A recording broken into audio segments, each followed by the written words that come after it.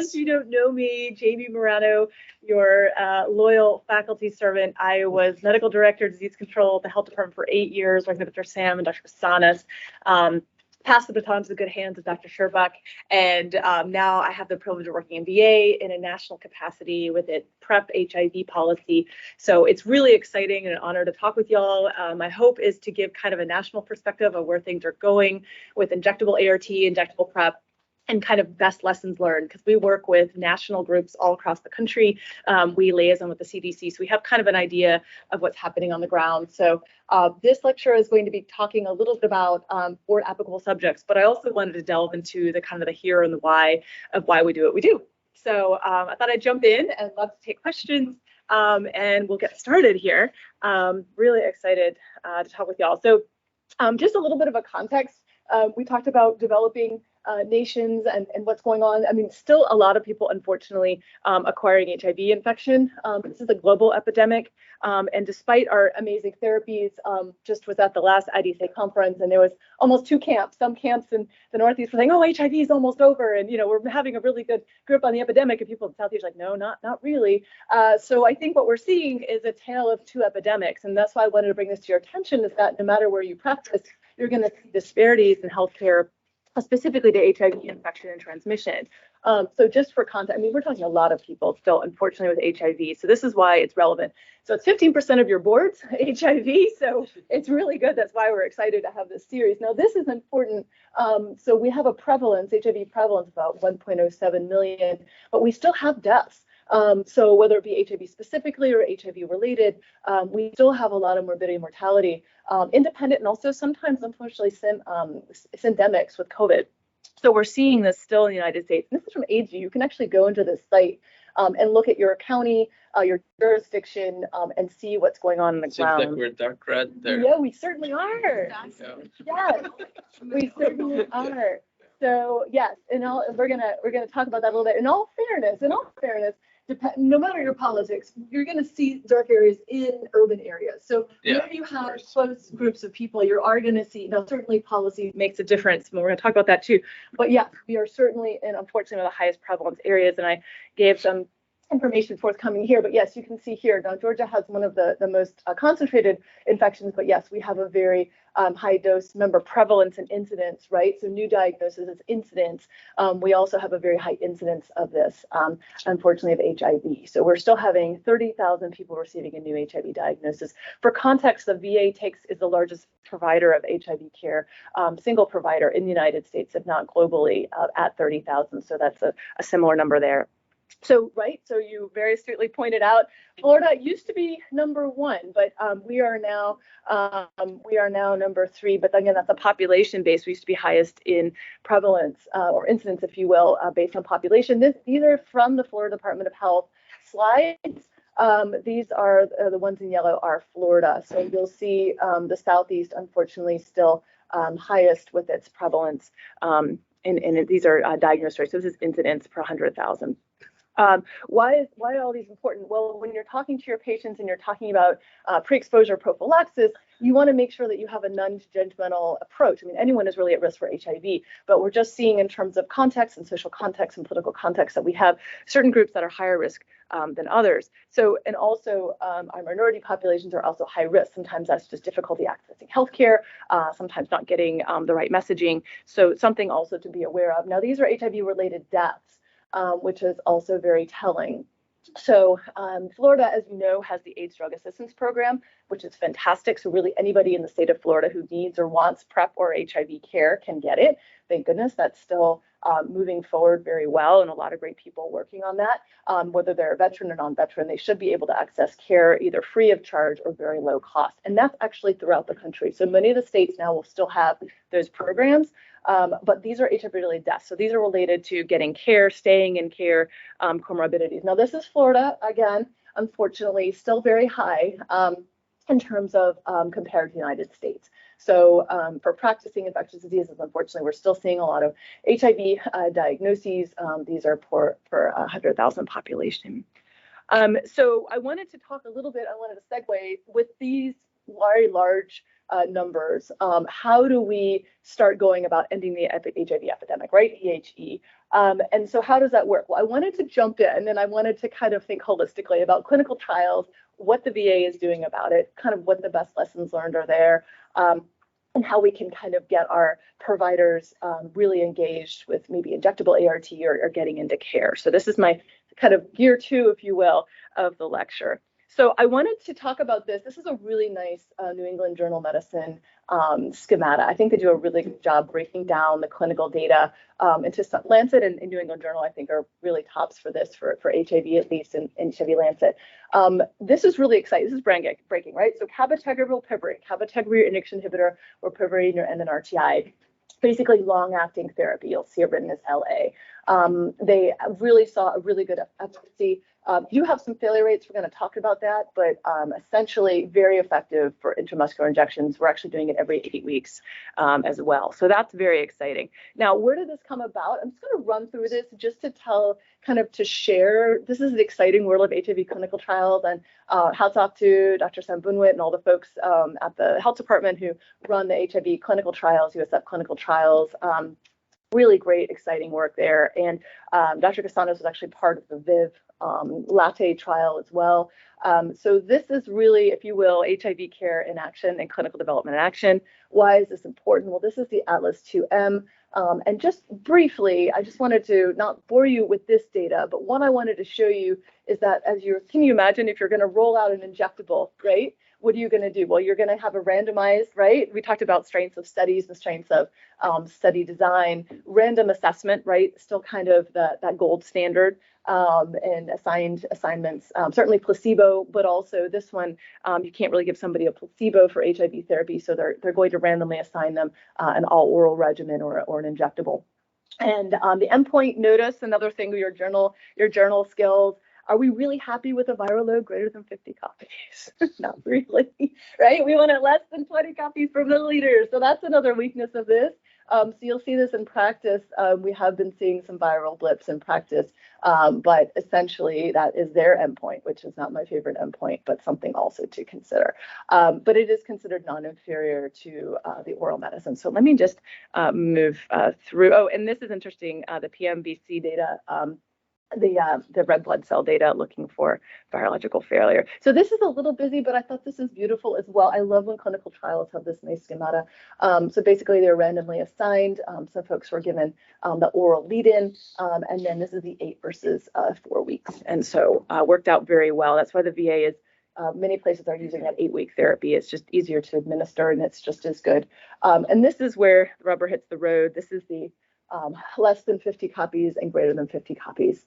So just be aware when you have somebody on this combined therapy that it takes 15 minutes for that medicine to come out of the refrigerator and to thaw out. You don't want to do it before, you don't want to do it after. We've actually noticed some changes in viral load if it's allowed to sit too long or if it's injected too soon. So for that, just a heads up on looking at your viral load. We'll talk about that in a little bit. These are just a little bit of highlights there.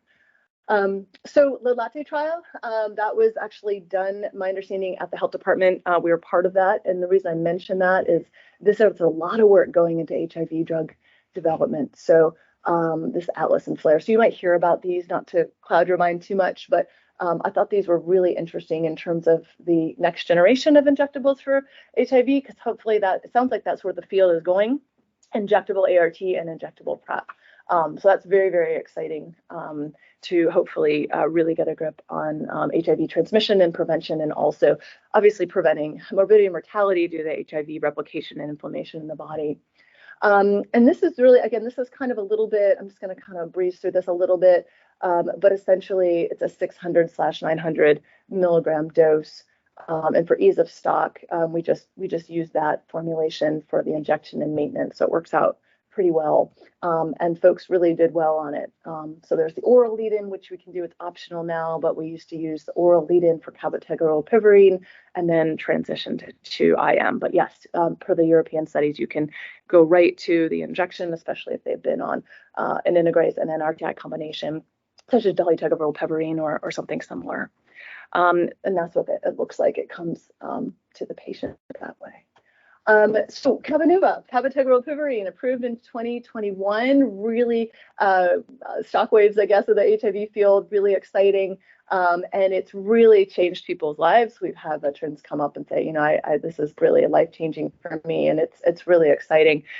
People really have a lot more freedom to travel. A lot of people who have jobs who are, you know, very busy trying to remember pills are very difficult in any case. So maintenance of therapy. So basically, you want to have someone be started on the cabotegravir-rilpiverine when their viral load is already suppressed, because remember, it's a 2-drug regimen. So similarly to Juluca, right, dolutegravir-rilpivirine, you want to make sure that they're pretty much suppressed before you start them. Remember, they have to be hepatitis B core negative, because those medicines don't have any hepatitis B activity. Remember the 2 ones with hepatitis B activity, tenofovir, actually 3, TAF, TDF, and lamivudine. Sometimes you can get fancy and add entecavir onto this if you have compassionate use or someone who can't swallow. But yes, you want to make sure that usually they're core negative, at least antigen negative. And you want to make sure they don't have resistance. And also, I want to add, you want to make sure they don't have any past reaction with LFT elevation with your NNRT class. We've seen that in practice as well. You don't want to start giving them injections that will cause them problems, obviously. And yes, 1 month lead-in is optional.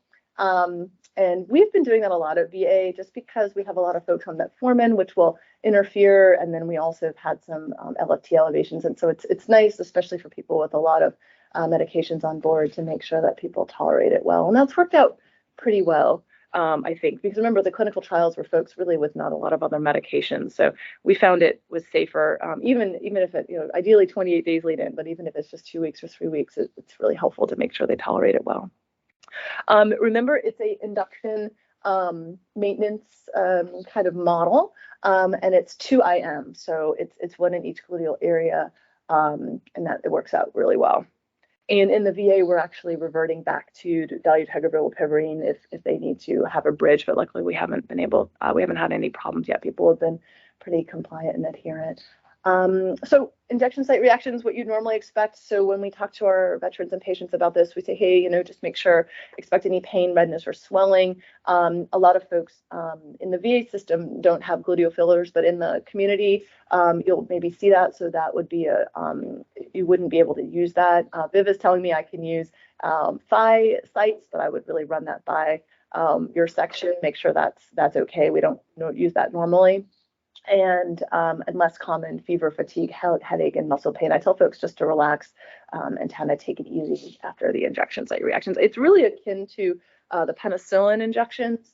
So if someone's had penicillin injections for syphilis and treatment, it's very similar. It's in terms of pain tolerance. So that is that. I think what I wanted to point out here, yes. So work with your friendly pharmacist, or run the interactions yourself as well. Make sure that you're not having any drug interactions, which actually metformin can be one, which is not commonly listed. So careful there. So let me just run through this a little bit. So essentially, it's about 2 centimeters apart. We're going to go over a little bit of the details. I really got into the details because we had to. It's wonderful. We did a lot of education about this to sites and also to our care staff. And you have a 7-day window. So we tried to treat it like hepatitis C. So you have week 0, week 4, week 8. We found that was a lot easier to keep track of in notes and also clinically. So thankfully, we haven't really had a need to plus or minus 7 days, but technically the pharmacokinetics allows you that room. If you have missed injections, which you really don't want that to happen, you want to have a robust clinical navigation system, which we'll talk about. You want to use oral therapy and then resume injections really as soon as possible. The original guidelines were a little bit more prosaic in terms of prescriptive, in terms of what you do, but really just get them back on therapy as much as you can. And there's a lot of algorithms, so just working with your local institution to figure out what you want to do. But Viv has its own, Viv, I should say, has its own way of doing that. Cold chain supply and storage. This is actually really important. So you really want to coordinate with your pharmacy to make sure that it's not sitting out. So you want to make sure that your patient is going to be there. We call, we confirm, and then we actually coordinate at the VA real time with our wonderful ID pharmacy team, who will make sure that medicine is obtained, and then we'll actually time it for 15 minutes and really seamlessly work with our injection staff. So it's really well done, but that's going to be really important because you can have flips and viral loads if it's too short or too long. And remember, it's very expensive, so you obviously want to make sure the patient is there before you draw it up. And it's in the syringes for 2 hours, but hopefully you will be in that spot. You'll kind of do it real time there. And you definitely want to make sure that you have enough space in terms of injection rooms and the patient feels comfortable where they're going. And yes, in the VA, as all you know, we have injection grids, so nursing intervention grids that we use. Something to consider wherever you practice. Hopefully, as injections become more common, you might be able to, have an injection clinic. So the Atlanta VA has an injection clinic for penicillin, PreP, and ART. And our pharmacists have really developed a wonderful reminder system to ensure the medicine is in stock and delivered to the clinical setting. So they have a group messaging, a secure messaging system, which works out really well, and actually put it in their calendar with coded numbers for our veterans. So we can really make sure that we have someone on site and that we have it stock and that we pick it up in real time. So they've done a really good job with that. And then we have a reminder system as well, which we're working on automating a little bit more. We've traditionally done phone calls, but I think that helps. So good. And yes, the same applies when you give Cabenuva. You're still, as you know, when you have a new regimen, right, you're checking. HHS guidelines are 2 to 8 weeks after a regimen change. We try to check at that 4-week point. The same applies. You just don't want to start cabotegravir-rilpiverine and not check for another 3 months. You need to make sure that the CMP is normal and that the viral load is still suppressed, especially since we have those viral blips. Remember, because that's only a 2-drug regimen. So this is HHS guidelines. So no matter where you practice, these are very consistent with both VA and national guidelines, and similar to what we talked about. And yes, cabotegravir is not indicated for pregnancy. So for PreP, obviously, cisgendered women not indicated yet as well. But these are very, very important considerations. And so these are kind of common sense ones. Just remember when you're working with your nursing staff, you want to make sure that you're using the right gauge needle as well, and the length of needle. And we'll get to that. So this is the VA guidelines for those, rotating or having your clinic at the VA. These are similar. We all participated with pharmacy on the national level to kind of develop this. And this is really helpful. But this is kind of what we're talking about, but you really want to work well with your pharmacist, make sure there's no mutations, make sure there's no other resistance before, and that they've tolerated those classes of medications.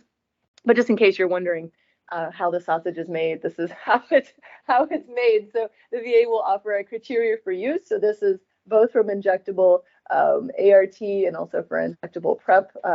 And even oral PreP, there's always a criteria for use for specific medications. And these are helpful. Usually we have other inclusion criteria as well. We had a gentleman with severe renal failure who couldn't tolerate any orals. Some people with military-related PTSD who have difficulty swallowing pills.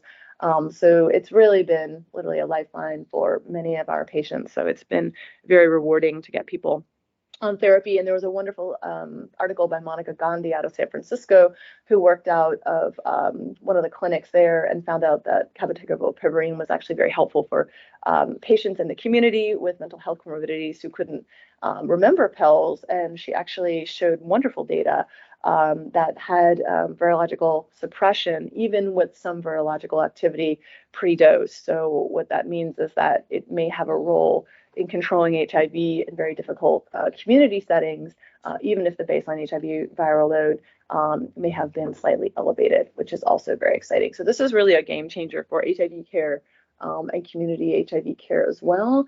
In your institution, you might have variability in your approval, but I do recommend wherever you practice, and the VA does have this system where someone is kind of objectively reviewing things and making sure that all the boxes are checked, just to avoid any drug-drug interactions and making sure the patient can follow up.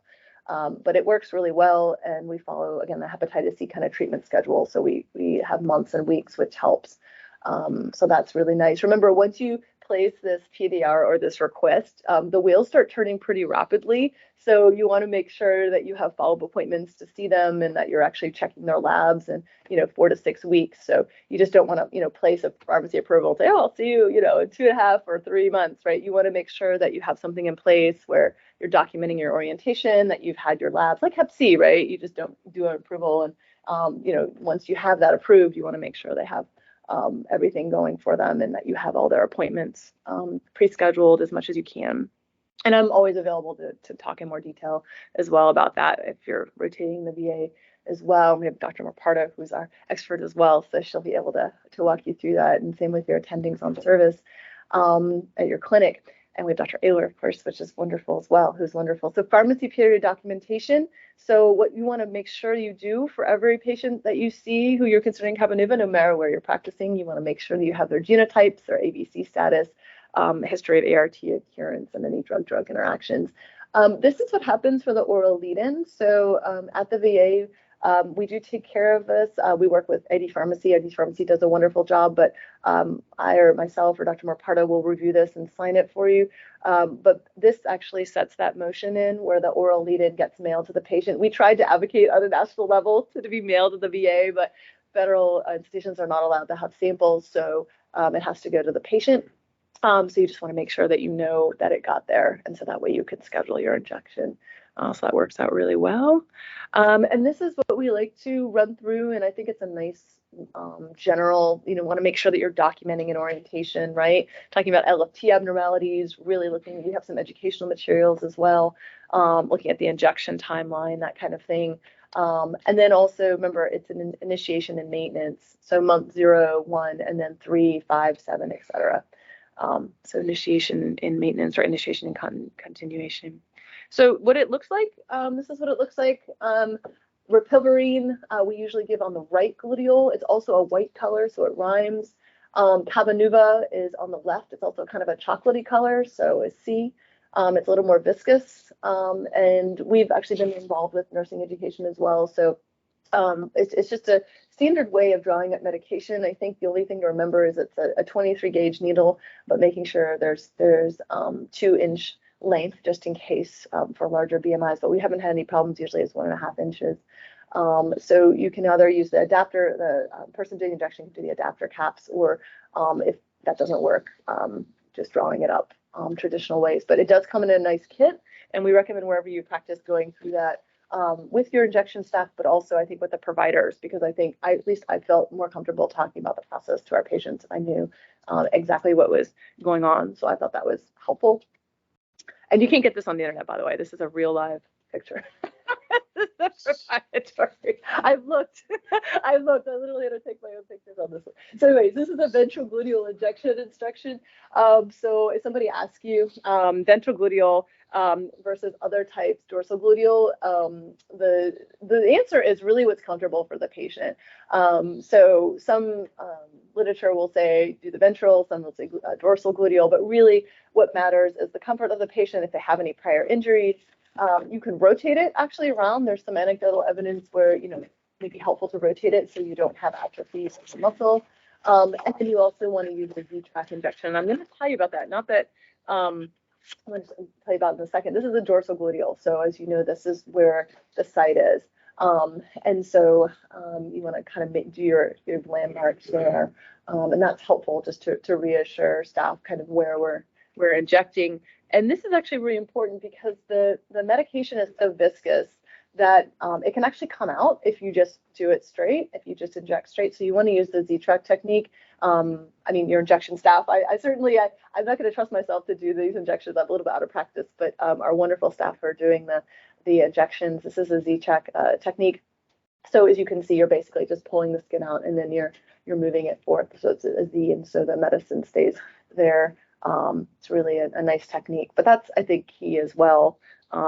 If you're helping to give an orientation or reviewing it with your chief of nursing, is just to remind everybody that that's really what we want to do. And we've actually certified our injection staff, so they've gone through trainings, and we make sure that everybody has gotten signed off on this as well.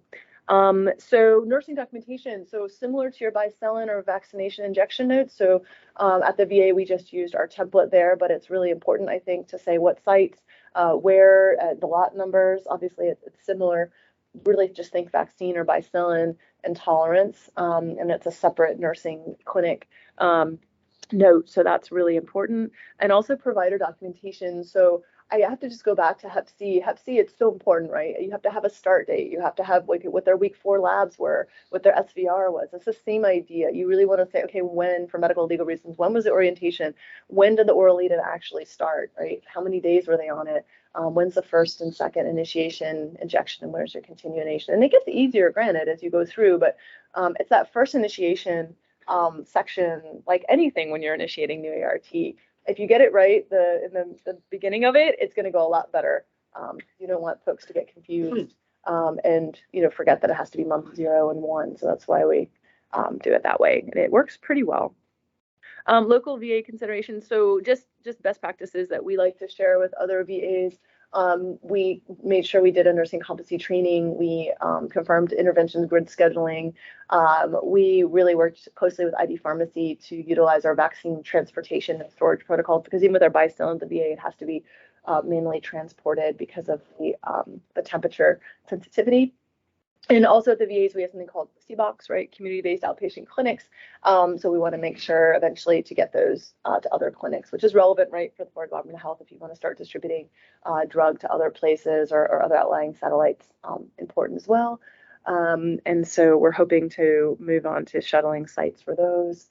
And I can't emphasize enough clinical navigation. That is so important. And hats off to Carrie Wilsonski at the VA. I'm going to highlight her a bit. She's doing a great job with her ID Pharmacy team, really making sure that we get everybody in where they need to go. So it really helps. So I wanted to just pivot real quick to PreP. So we talked about injectable ART and be mindful of our time. I wanted for your HIV series, your curriculum series, I just wanted to talk a little bit about set PreP. How many people, I know in VA or outside VA, have given PreP or managing PreP actively? Okay, so most folks are really feeling comfortable with it. Okay, so this is really exciting. With Truvada being a generic, it really should be accessible to everyone. There's actually movement with IDSA to advocate for a national PreP program as well, apart from this, just to make sure everybody has access. And thank you for Dr. Sherbuck's update. So it's still going strong, and I think it's still finance dependent, but still everybody, really, any person who wants PreP should have PreP, especially in the VA system. And this is efficacy of HIV PreP. Now for your boards, you may be asked maybe PreP options. They're not really getting too much into PreP, but what you need to know is the more efficacious PreP is determined on, as you can imagine, the oral adherence. So the better the adherence, obviously, the better the effectiveness. Why that is important, because you probably heard of as needed PreP, the 211 PreP, which is really in high frequency settings, but the best is really daily PreP or PreP injections. So as you know, I know you have already heard of this, so Truvada and Descovy, so and cabotegravir-IM. So Truvada, Descovy usually refills every 90 days. Refills has no refills, but you give them 90 days and you refill it once their labs are back. Anybody familiar with the difference between Truvada and Descovy, just scientifically? Yeah, Truvada has TDF, while Descovy has TAF. Right. So less renal toxicity with Descovy. Right. So TDF is extracellular. So it will affect the kidneys, it'll affect the bones. And TAF is considered more intracellular. It still works on that NNTI, but it has I think the weight of distribution, or the percentage distribution, for whatever reason, TDF is working more outside the cells. So that's correct. And TDF, remember, really anyone wanting PreP can use TDF. Remember, TAF is indicated in what group? TAF, it's like so it's not studied in pregnant women. Pregnant women and anatomically males only for TAF, right? So if you're anatomically female or cisgendered female, it's TDF. So we can give TDF FTC in pregnancy, intravenous drug use, cisgendered, transgendered males, females. TAF if someone is anatomically male. The reason is, again, it's that volume of distribution and the time to efficacy. TDF I've found is a little bit, I don't know, how do I say, the evidence shows that you can use both in anatomical male populations, but if someone is very, very high risk, someone's TDF is also very helpful because it's extracellular. And in your drug users, you're going to be wanting to use TDF because of that extracellular. So, okay, great. So what else do you need to know about that? If you have a person who has metabolic syndrome, diabetes, weight gain concerns, probably TAP is not what you want to use, right? Even though you're well worried about bone renal concerns. So really monitoring your patient, right? Having that conversation is really, really important. And yes, TDF, FTC is safe in pregnancy, absolutely, and even recommended, right, with a serodiscordant couple. So great.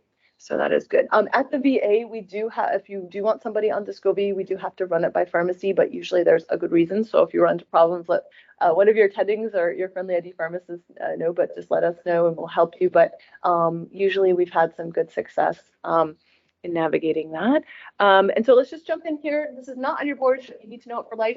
Cabotegravir IM PreP is Apretude. So this is the new trend of using injectables. Now, the good news is it's injectables. The bad news is every 2 months. So you have to have someone actually physically come in every 2 months. It's that same 1 month initiation dose, right? 0, 1, and then 3, 5. But you have to obtain usually an HIV viral load at baseline. And because it's not as protective, right? It's a single, well, it is protective, but it's a single drug. We've seen more viral blips. So ideally every 2 months, you should really be checking HIV viral load. That was a new CDC guideline change along with your antibody antigen testing. And so you really want to make sure that you have a robust navigation system no matter where you're practicing to ensure labs, appointments, follow-ups, making sure. Remember, the viral load takes a while to come back. So a lot of centers are taking that 4th generation antigen antibody and then taking the viral at the same time, but giving that injection as long as that antigen antibody is negative.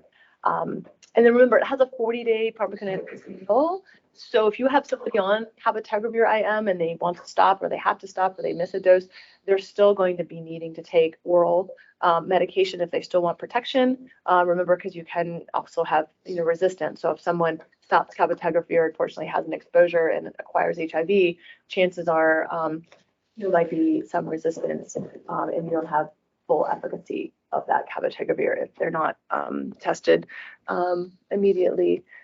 So the way forward, so at the VA also, we're testing HIV really as part of their care. So even general ID, if I feel like someone really needs to be tested, we're testing. We make sure everybody gets a test, which we're seeing, unfortunately, new diagnoses in the community. And then we're also including pre-exposure prophylaxis with any HIV test if we're concerned for exposure, and then also linking to care. So that's kind of what we do as ID docs. We always have HIV kind of on the radar, making sure we're testing routinely. And then just someone just a plug, if you're wondering what I do during the day, we do telehealth collaborative care. So I'm the national lead on this program, and we do a hub and spoke program.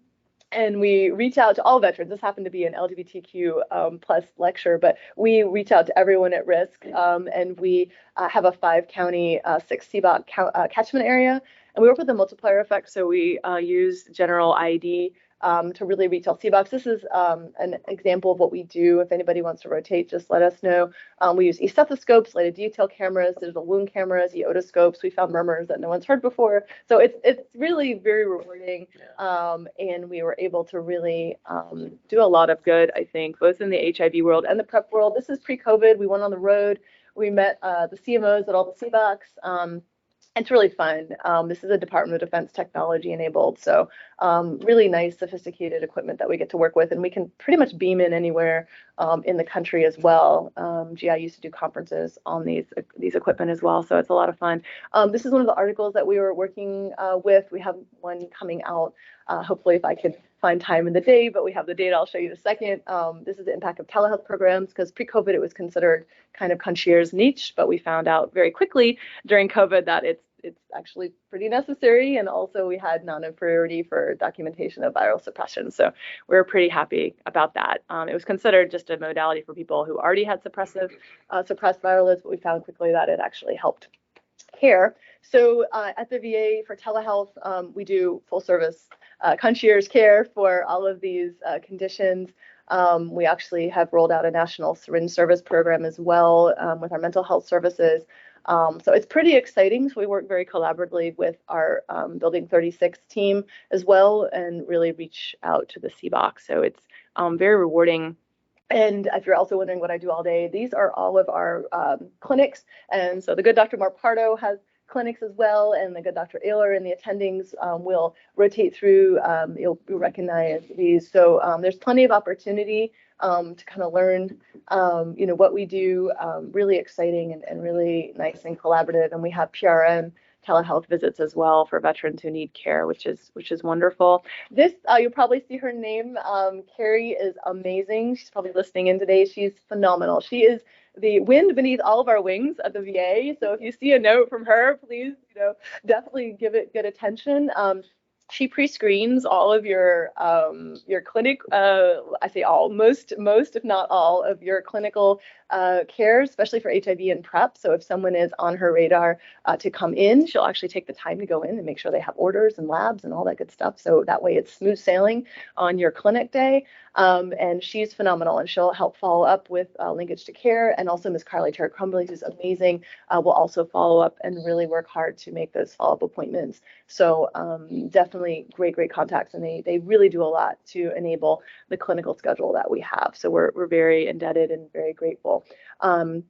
Also, if you see veterans, remember they can get labs at all those locations. So they can see you in Tampa, but if they need to get labs, you can get labs there. And this is just a little bit of the this is a collaborative care site. So these are the sites. These are our rural. Let me see if it did it go. Yeah, here we go. Okay, this is the growth of our program at the VA. So this, okay, let me just go back. So anyway, the dots is what we did. So what we did is we ArcGIS'd all of the people in the VA system who are living with HIV by their center. And so this is the landscape of HIV in VA, which mirrors a little bit the clinical, the non-VA population. And then the greens are the sustaining centers that we worked with. And then as of last year, these were our active groups. We've since added on Minneapolis, actually, and Pacific Islands. But this is kind of the idea of our spread. And this is also just by VISN. So VA is situated by VISN. So we've been fortunate to work with different VISNs, and this is just a little bit of the research we do, and always happy to talk more if someone's interested. But this is what we've done. We've worked with increasing our telehealth outreach for HIV, and so we continue to try to outreach. So that's kind of what I do during the day. Anyway, and night. So if anybody has any questions, I'm happy to take them. So thanks for your attention.